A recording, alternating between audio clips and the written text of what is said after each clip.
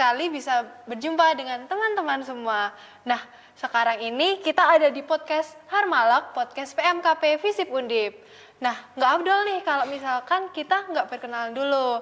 Jadi kenalin, aku Nadine dari Ilmu Komunikasi yang saat ini akan menjadi host di episode kali ini.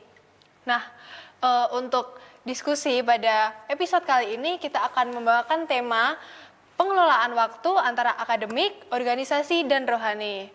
Nah, kan temanya udah menarik nih, jadi kita harus membawa pembicara yang sangat menarik. Nah, sekarang mari kita sambut, ini dia pembicara kita. Halo semuanya, halo juga Nadine. Halo Kak. Perkenalkan, nama aku Wiyarta Dika, biasanya aku dipanggil Dika sih. Aku sekarang lagi di mahasiswa semester 4, aku jurusan ilmu pemerintahan. Nah, kan di episode kali ini kita bahas tentang pengelolaan waktu nih Kak. Nah, aku mau tahu dulu dong, Kak Dika itu selain kuliah kesibukannya apa sih? Selain kuliah, kesibukan aku tuh biasanya memang sekarang ya lagi jadi ketua himpunan. Ya. Dari itu aku bisa kesibukanku ya mengelola organisasi ini agar menjadi idealnya seperti apa. Gitu sih, dan selain daripada itu ya aku juga bukan orang yang organisasi banget sih. Kesibukanku juga selain daripada itu juga ya suka ibadah, ya kesibukan aku juga berdoa dan yang lainnya itu sih kesibukan aku ya. Tapi di sela-sela kesibukan itu ada nggak sih hobi yang sering dilakuin Kak Dika? Wah, hobiku membantu orang sih. Oh gitu. Jadi ya memang dengan kita beribadah dan berdoa langsung aku implementasikan aja, yaitu membantu orang. Itu Keren sih. banget sih. Nah, kan tadi udah dijelasin nih, kalau Kak Dika tuh ada kesibukan dan ada hobi. Nah, caranya Kak Dika buat bagi waktu biar akademik kakak, terus rohani dan juga organisasi tuh balance tuh gimana sih Kak? Oke, untuk menjawab pertanyaan ini kita perlu menelaah dulu. Yang kita tahu, waktu itu dalam sehari ada 24 jam. Iya. Namun yang terpenting itu bukan dari jumlah waktunya, tapi bagaimana caranya kita bisa menstabilkan ataupun bisa mengelola waktu tersebut.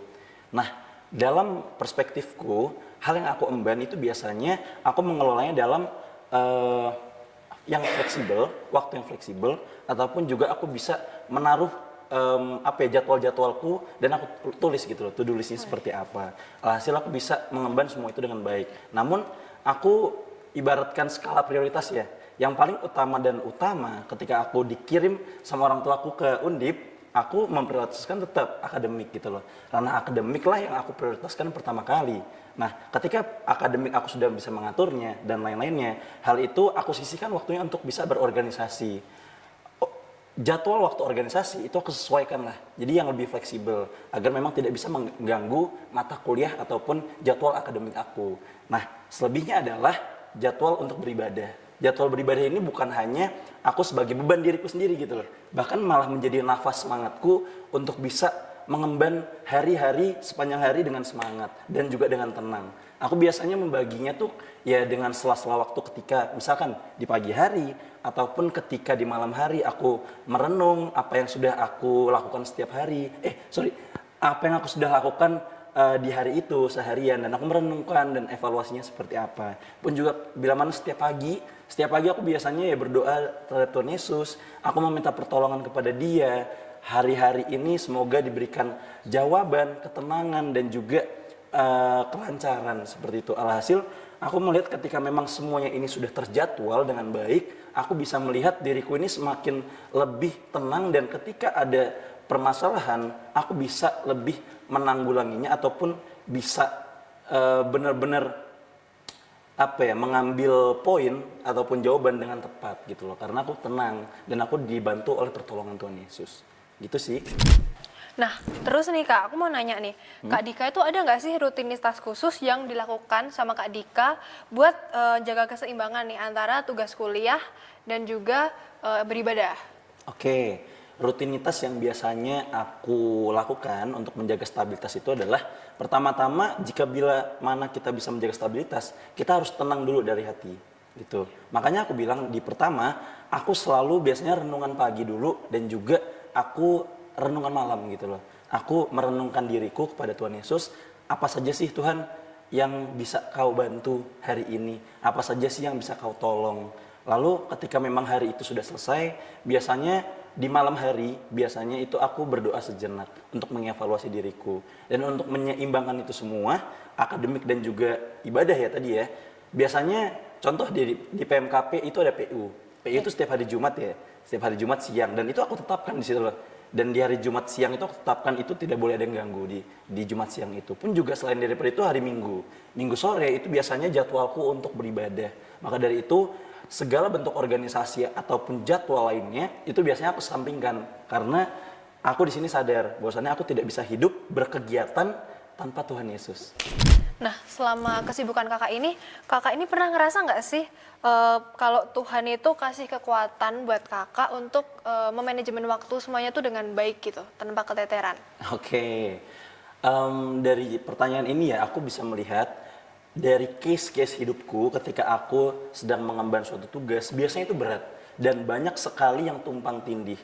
Aku merasa kok ini aku kayak udah capek banget.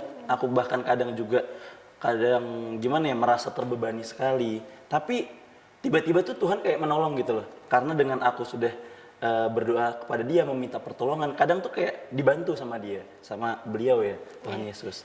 Ya bisa-bisa jadi jadwal organisasi itu di reschedule ataupun juga hal-hal yang lainnya adalah misalkan deadline tugas. Aku melihat kadang ya deadline tugas ini yang biasanya itu mengganggu aku dalam kegiatanku sehari-hari gitu karena mepet banget biasanya jadwal dari dosen. Cuman biasanya tiba-tiba nih dimundurin gitu loh sama dosennya dan itu menjadi suatu anugerah ataupun berkat buat aku yang dimana itu menjadi suatu pertolongan dari Tuhan Yesus itu sendiri gitu loh. Aku melihat di sini ya makna yang bisa aku dapat ataupun yang bisa aku ambil dari sini adalah ketika memang kita berdoa dan juga belajar dengan bersungguh-sungguh gitu loh, pastinya Tuhan menolong kita dengan cara apapun. Entah itu dia bisa mengubah jadwalnya tiba-tiba dengan caranya dia sendiri lah. Seperti itu. Makanya amanah yang bisa diambil adalah ketika kita berusaha dan berdoa, disitulah Tuhan pasti tolong jalan kita. Oke, kan tadi kakak juga udah ceritain banyak kesibukan kakak. Yap. Terus ada nggak sih tantangan terbesar yang pernah dihadapin Kak Dika ketika mencoba menyeimbangkan kegiatan-kegiatan tersebut? Kalau ada, bagaimana solusinya? Oke, sebenarnya tantangannya nggak begitu besar. Cuman begitu membuatku rasa lelah. Contoh, ketika memang aku sekarang menjadi ketua himpunan, puji Tuhannya, dipilih ya, dan bebanku tuh sangat berat sekali. Aku harus selalu mengevaluasi ataupun mengkoordinasi setiap bidang yang ada. Dan dari situ aku harus selalu gitu loh datang ke rapat bidang mereka. Karena aku harus selalu mengevaluasi, mengkoreksi mereka dan lain-lainnya. Dan ketika itu aku merasa aku tuh overworking ataupun aku merasa lelah lah. Itu tantangan buatku sendiri. Dan maka dari itu biasanya solusi-solusi yang memang aku hadirkan untuk diriku sendiri, pertama-tama adalah aku harus selektif gitu loh. Aku harus tahu prioritasku yang mana. Bila mana ada kegiatan-kegiatan di luar organisasiku yang memang itu tidak begitu penting bagi diriku sendiri, ya aku cukup selektif gitu loh. Aku harus berani berkata tidak gitu loh. Karena kalian harus aku harus cinta terhadap diriku sendiri. Tidak bisa aku bisa mengemban semuanya dengan seksama gitu loh. Jadi emang harus pilih-pilih gitu. Dan yang terakhir adalah biasanya aku memang untuk menjaga kesehatanku, aku ya kalau misalkan ini orang-orang bisa nyebutnya doping ya, cuman enggak sih. Ini namanya minum vitamin aja sih. Jadi aku biasanya rutin minum vitamin D3, K2 ataupun juga biasanya aku memperbaiki pola makan dan juga jadwal tidur. Itu sih yang bisa menjaga kesehatanku secara mental ya. Dan juga selain itu adalah doa. Yang dimana doa itu bisa menenangkan secara mental juga gitu. Jadi kita bisa menjalankan hari-hari itu dengan sehat dan bantuan Tuhan Yesus. Ada nggak manfaat yang bisa dirasain sama Kak Dika sendiri setelah Kak Dika itu berhasil buat memanajemen semua waktu dan kegiatan-kegiatan Kak Dika? Oke, kalau dari benefitnya sendiri, itu sangat banyak ya. Bila mana memang kita bisa menjaga seluruh kegiatan kita, semuanya itu berjalan dengan baik. Yang pertama-tama adalah ketika berkata soal akademik. Akademikku sangat terjaga, bahkan kalau misalkan bisa di-spill, IP ku masih aman gitu, masih di atas 3,5 lah intinya. Kalau misalkan di-spill, jangan banget ya. Ya itulah intinya, akademik masih sangat terjaga sekali. Dan selain daripada itu, prioritas keduaku yang tadi adalah organisasi, itu juga masih berjalan dengan lancar. Aku juga masih bisa mengkoordinasikan anggota-anggotaku, pun juga selain daripada itu aku juga bisa intens juga ke mereka karena dengan jadwal yang terstruktur gitu loh. Selain daripada itu, bila mana kita juga sudah punya jadwal yang bagus, kita bisa jadi orang yang disiplin. Dengan disiplin waktu, kita tidak bisa curi-curi waktu lah. Karena setiap kegiatan itu pasti kita ada gitu, dan kita dengan jadwal kegiatan yang ada itu mengajarkan kita disiplin. Kalau ada ketemuan sama orang, ya kita harus ketemuan jam segini. Kita harus siap-siap di 1 jam sebelumnya. Nggak boleh kita terlambat gitu loh. Itu yang mendidikku sih, menjadi orang yang disiplin sampai sekarang ya. Karena waktuku juga bagus, terjadwal dengan baik. Kak Dika, aku mau minta tips and triknya dong biar bisa di-share ke teman-teman gimana sih caranya buat membagi waktu dengan baik dan balance. Oke, tips and trik dari aku simpel aja. Yang pertama-tama, kalian harus membuat skala prioritas. Skala prioritas itu penting banget. Jadi kalian itu tidak bisa sekaligus memprioritaskan jadwal-jadwal kalian semuanya. Jadi kalian harus membaginya dalam, ya kalian nanti bisa belajarlah 4 skala prioritas gitu loh. Itu ada, nanti coba kalian search saja di Google lah gitu. Yang kedua, cobalah Anda untuk bisa tegas dan disiplin terhadap diri Anda sendiri. Jadi kalau misalkan kalian sudah membuat jadwal dan kalian kurang disiplin, sama aja gitu loh. Semua jadwal kalian jadinya amburadul. Dan manajemen interpersonal kalian dengan orang lain itu akan dianggap jelek gitu. Kalian tidak punya integritas yang bagus lah.